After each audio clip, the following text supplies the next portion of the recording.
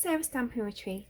Today I want to show you a bit of stitching onto vellum, and to do that we're going to use this really gorgeous stitching die of the month from Spellbinders, and this is one of their club kits, and so this is the one that you will get if you sign up for January. So I think you've got until the 27th of January to sign up and get this one, otherwise you'll get the next month's, but honestly they're so nice. So you can see that this makes up a bee. So you've got the body piece, these two pieces of these pieces that stack on top, then you've got the antennae, you've got the two top wings, and then you've got one bottom wing which does both sides. And then you've also got these pieces which are like some little flower bits with these that can layer on them, and these flower pieces as well. And you'll see that I have created these wings in vellum. And because it's see-through and a little bit more delicate, then vellum's a bit more difficult to stitch onto. So what I'm going to do is I'm using this silver lame thread, and I want to hold the thread at the back, but I don't want to be able to see it. So I'm using some of this Sizzix adhesive sheet, which just kind of gives you like a sticky bit as opposed to proper glue. You can see it's really difficult to see that through there. Then I'm going to come up here, and then when we get down to here, I'm just going to stick the ends of the thread to that glue, but I'm going to try and stick them in the direction of one of the other holes so it's not really obvious what's going on behind there. So now that I've stitched through that next hole, it's hiding that bit that I've stuck down at the back. So then each time I'm going up behind, I'm going underneath somewhere that I've already stitched so that you get a nice neat pattern.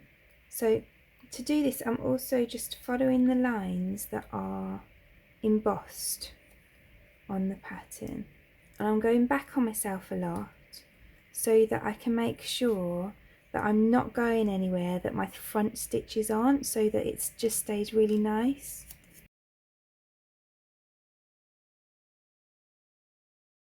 So another tip for working with the vellum is to make sure that you're not pulling on it too much, because it bends quite easily, and also it will rip a little bit more easily than cardstock as well. But it's not like too flimsy, it's not bad to work with. And then when I get to the end of my thread, I'm just going to add a bit of sticky from the sheet on again, and then again I'm going to add this along the stitching line and then just cut the ends off, and you can see that way it looks neat from the front. So then I can just start again in the exact same way, just attaching the back onto some glue and then carrying on with my stitching. So then there's that first wing done, and you can see the silver looks really nice on the vellum to create those wing looks. So I also think with these dies you don't necessarily even need to stitch them, because they actually look really nice just as the pattern. So if you wanted a quicker card, you could always just add these on and it's really nice pattern. But I am going to stitch mine because I think that does add something nice to it. So what I'm going to do is I'm going to use black to stitch onto the yellow, and then this kind of goldy yellowy colour to stitch onto the black. And again I am following the embossed lines that are on the die, and I'm just going to do this first bit on screen because, to be honest, most of the stitching is all kind of the same. So I'm using 2 strands of thread, by the way, and I'm just going through like this, then back into this one and through here. So the sides I'm just following those lines, and then I'll go into the middle, and these kind of almost circular bits, you just want to go up the outside ones and into the middle. It kind of makes a nice flower pattern.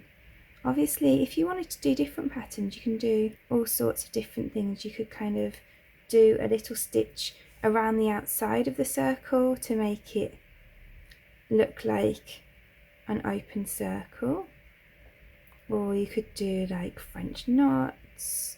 There are all sorts of things that you could do, but I'm just doing mine like this. So then it ends up like this, So then you can just see that that pattern is repeated on these black pieces and on here, so you can just do those in the exact same way. So now we've got all our embroidered pieces. You can see these wings look really beautiful on that vellum.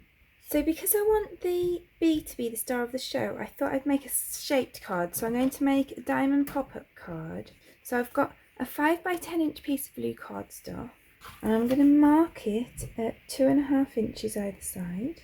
So I'm just putting a little tiny like score mark either side. Now I'm also going to put a score mark at 2.5 inches at this end, so that's like halfway across.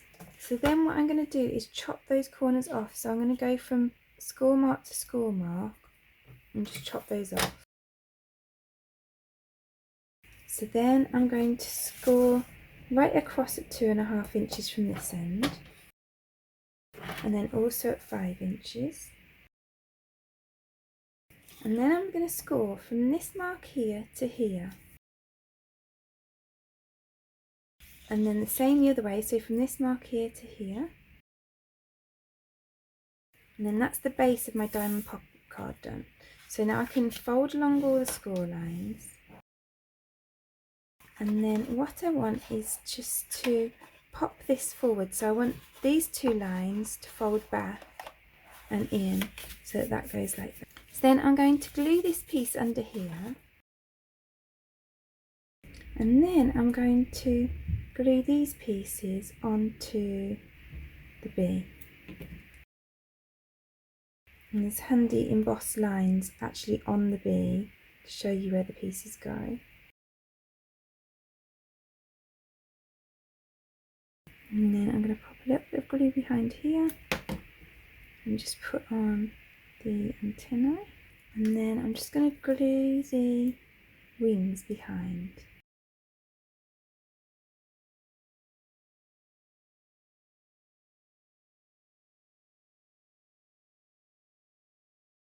So there's our cute bee, and I wasn't originally intending to use these, but I've decided to use them. So I've cut 4 of these stems, and as I showed you earlier, there's 1 goes each way, so I've cut 4 in total. And I'm just cutting off this little bit here, it's kind of embossed, and I'm just cutting it off.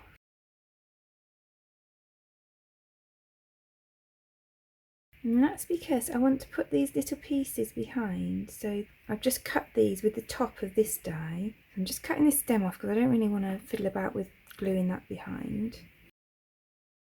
So then I'm just going to add a little bit of glue behind here, and then I can add that onto there.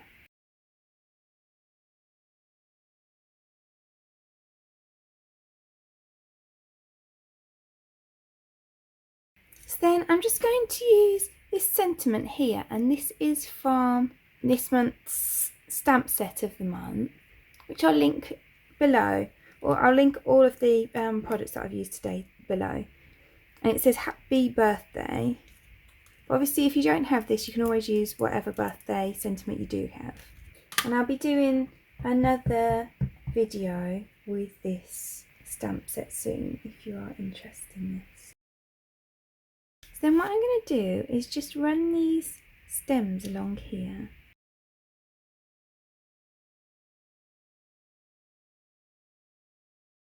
And then I'm just going to snip this here, because otherwise it's not going to fit on my card.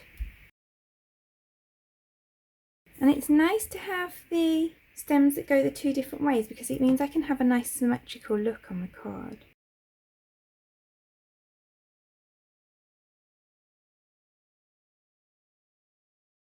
Then I'm going to glue this, and I'm only going to glue behind the bee's body. I'm not going to glue behind those wings because I don't want you to be able to see it. So I'm going to pop a foam pad behind there, and then I'm just going to add that to the bottom of my card. So then we've got this really cute bumblebee card with all that gorgeous detailing on it, and I think that the vellum really adds to the look of that.